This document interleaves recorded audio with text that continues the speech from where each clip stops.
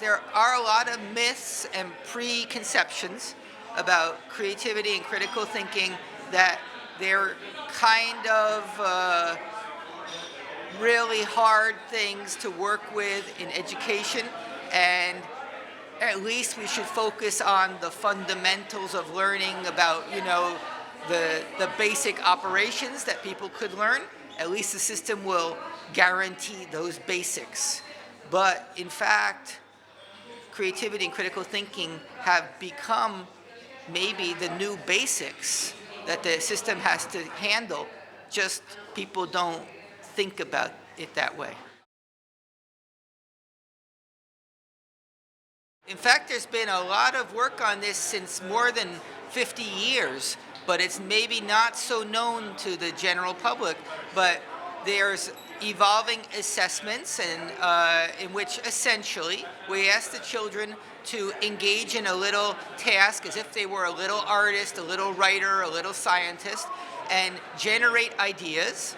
And these ideas can be noted for how much they're original, how much they're relevant to the task.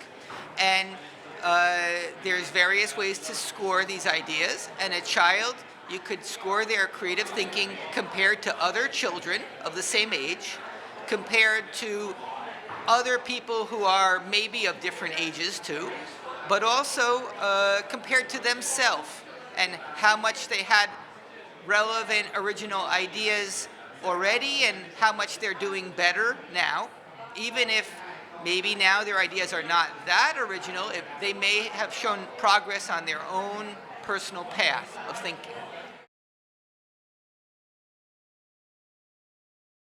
Some of the results in this study that's coming out today by the CERI shows that when teachers in all these different countries try to enhance it, you do see that students can improve. And in fact, there studies to what extent is creativity or critical thinking something that's kind of set and fixed and not able to develop. But all those studies show that maybe there's a little aspect that's somewhat part of all kinds of thinking, which has some kind of a genetic basis, but that these kind of complex skills are highly influenced by a stimulating environment. And so everybody can develop, to some extent, their initial abilities and enhance them. And so it's a profound influence of school and family environment and cultural environment on these specific kinds of what they call 21st century skills. In fact, that is a common idea that circulates, that if you try to capture creativity, you somehow mess it up. But in fact, it's more, we've found, it's more the opposite. If you try to capture creativity, you make it something that's more understandable, and you give it value, because things that are measured tend to be the things that are valued.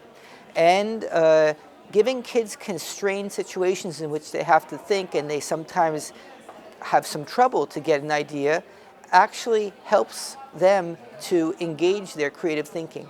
If you take the idea of being able to do creative work on a topic, then you can kind of break it down into what are the components or ingredients that are the most actively solicited in that specific task situation. We can help kids to acquire or build up these ingredients. And so these ingredients are partly thinking skills like mental flexibility, partly personality traits like openness, risk-taking, perseverance, partly emotion-related factors like being able to maintain a positive mood even if you're not getting ideas right away, and environmental factors in which you might, from a stimulating environment, be able to pull in elements that are relevant to your task. And if you have other people around you with who you can collaborate, let's say that's part of your environmental ingredient too.